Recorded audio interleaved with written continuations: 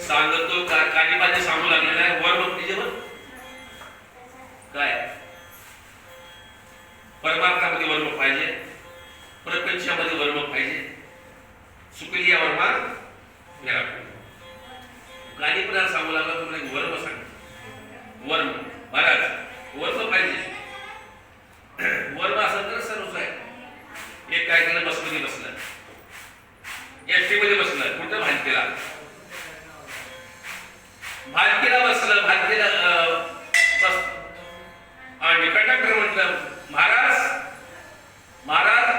आणि गाडी 2 तास लेट आहे, बस गाडी पंक्चर झाली आहे. त्याला म्हटलं का आपण आषाढी वाजला चाललो, गाडी पंक्चर आहे म्हटल्यावर समोर दवाखाना होता. आपण काहीतरी इंजेक्शन गोळी घ्यावं, आषाढी वाली आहे म्हटलं, खाली उतरलं दवाखान्यात. दवाखान्यामध्ये जाऊन ज्या वेळेस डॉक्टरला नाही केलं, डॉक्टर विचारलं का होत आहे. त्याला म्हटलं खोकला हाय, ताव हाय, पालत झोपा, उतारी झोपा, आडवं झोपा, मग बसा.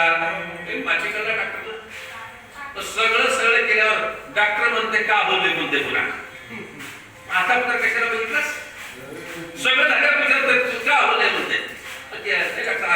सांगितल्याबरोबर डॉक्टरला का म्हटलं, 2 इंजेक्शन दिलं, 4 गोळ्या घ्या. 4 गोळ्या कसं घ्या सांगितलं. 2 तासाला 2 गोळ्या घ्या, 2 तासाला 2 गोळ्या घ्या. आणि ह्याला 2 तास म्हटलं तर वर्मच कळत नव्हतं. काय सांगितलं तुम्हाला, वर्म 2 तास. मग महाराज तुम्ही कुठं चालला म्हटलं मी चालला पंढरपूरला. डॉक्टर हुशार आणि महाराज माऊली एक काम करा, तुम्ही पंढरपूरला जाता, इथून 8 वाजता गाडी निघते पंढरपूर. 1 तासामध्ये बस कल्याण आणि दुसऱ्या तासाला तुम्ही उमरगाला गेल्यावर तुम्ही गोळी घ्या. काय सांगितलं, उमरगाला गेले की गोळी घ्या. बसमध्ये आला, बसमध्ये बसलं, तिकीट काढलं, कुठलं काढलं, सोलापूरचं काढलं. अरे बसमध्ये बसल्या शुली भाकर घरी जेवण होतं आणि बसवकर संपल्याला झोप लागली. उमरगा गेलं, सोलापूर आलं. कंडक्टरला विचारलं, कंडक्टर साहेब कोणत्या गावाला आहे? सोलापूर आले. त्याला म्हटलं मला धोका झाला. का झालं? मला उमरग्यामध्ये गोळी घ्यायचं होतं म्हटलं. पुन्हा सोलापूर उमरग्याला गोळी घ्यायला. शास्त्र आहे, सुकरी यावर म्हणून मात्र तुला मी 3 सांगू लागलेला आहे की आता मी सांगितलेलं तू सांग, असं मात्र त्या ठिकाणी कालीनाथाला सांगू लागलेलं आहे.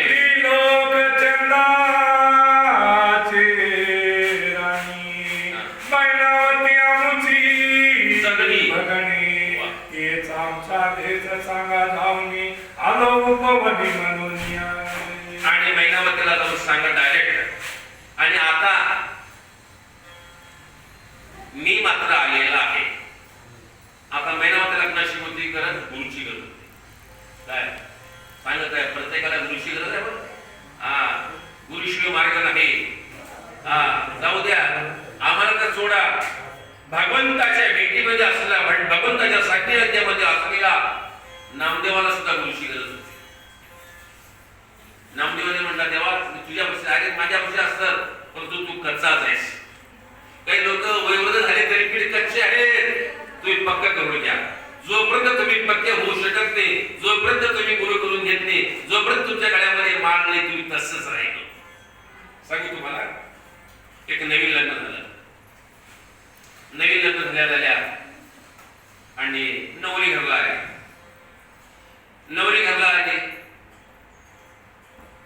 घरला आल्या तिचं नाव होतं उषा. तिचं कोण नाही की उषा.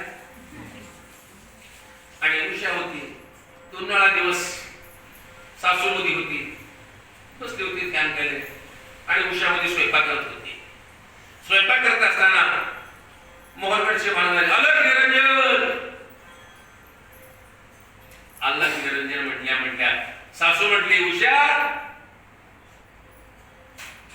आत्याबाई म्हटली कोण? उषा. आताचे म्हणणार, आताची आई म्हणतात, पोरग बी आई म्हणते, सून बी आई म्हणते. कोण म्हणा सासू सासरे नवल आहे.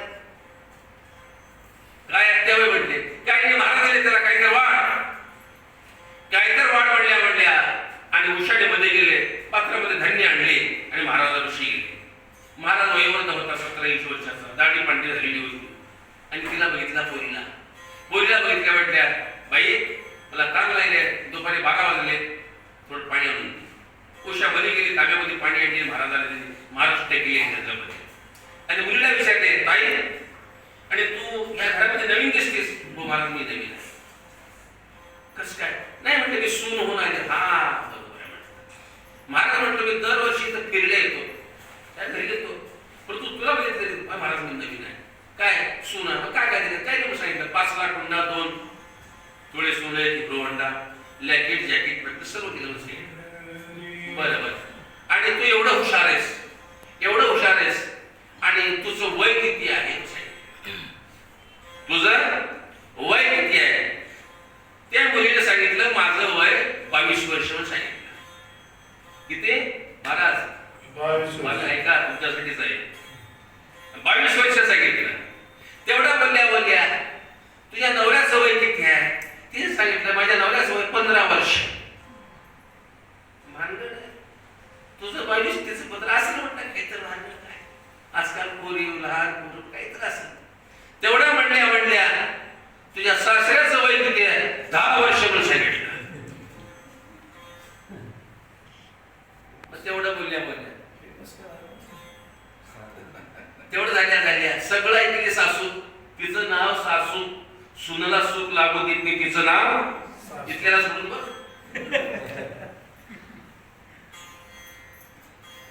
10 वर्ष सासऱ्याला सांगितलं. तर शेवट कोण राहिली? सासू, घरची होम मिनिस्टर. तिने सांगितलं तुझ्या सासूचं वय किती आहे? तिने सांगितलं 5 वर्ष. 5 वर्ष म्हटल्या मधली सासू बाहेर आली, तिकड मिरची सारखे लाल पड आगा तू 5 वर्षाचे म्हणतेस? 5 वर्षे म्हणते. रागा आल्या हातामध्ये उत्तर घेऊन जाते सासू. तेवढ्यामध्ये आणि उषा म्हटली आत्याबाई थांबा म्हणतेस थोडं. महाराज म्हटले माय थांबा की थोडं, काय म्हणते ऐकून. मग सासू असं बसली, महाराज असं बसले, उषा असंच सांगितले, महाराज मी जे बोललेले माझ्या बोलण्याचा अंदाजा आतापर्यंत कुणालाही लागला नाही. लागले का महाराज? वर्मा कुणालाही लागला आहे का म्हणले. मी माझं वय किती सांगितले? 22 वर्ष. मला थोडं विस्तार सांगितलं. 22 वर्ष. तिने सांगितले माझं वय 25 वर्ष आहे. मी वयाच्या 3ऱ्या वर्षामध्ये गळ्यामध्ये तुळशीची माळ घातलेली आहे. वयाच्या 3ऱ्या म्हणून 22 वर्ष झालं माझ्या गळ्यामध्ये माळ आहे. माझं लग्न झालं. माझ्या पतीला विचारले राजकुमार तुमचं वय किती आहे? त्यानं सांगितलं 30 वर्ष. अहो 30 वर्षाला कोणी म्हणा तुम्ही माळ घालून किती वर्ष झालं? 15 वर्ष. 15 वर्ष आमच्या नवऱ्याचं वय. आता बोर्ड घातल्यावर बापाला लाज वाटते. 60च्या गोंतर मला घालावंच लागतंय. हे म्हातारा 10 वर्षापासून मला घातलं नसेल. आता सगळे घालतात आणि मी कशाला अनसूट राहू म्हणून हे 35 वर्षापासून मला घातलं नसेल. म्हणून वय 5 वर्ष. हे काय परिपूर्णता आहे. त्या सगळ्यामध्ये अर्थ नाही. म्हणून ज्या वेळेस म्हणू लागले माझं तर आयुष्य घेऊन जाऊ लागलं गुरु असून. माझ्या मुलाचं गेलं, माझा नवरा कसाच खपून गेला, त्यानं गुरु असून वाया निघून गेला. म्हणून आपण आता तरी हाच उपदेश नका करू नाश आयुष्याचा. माझा उद्देश आपण गुरु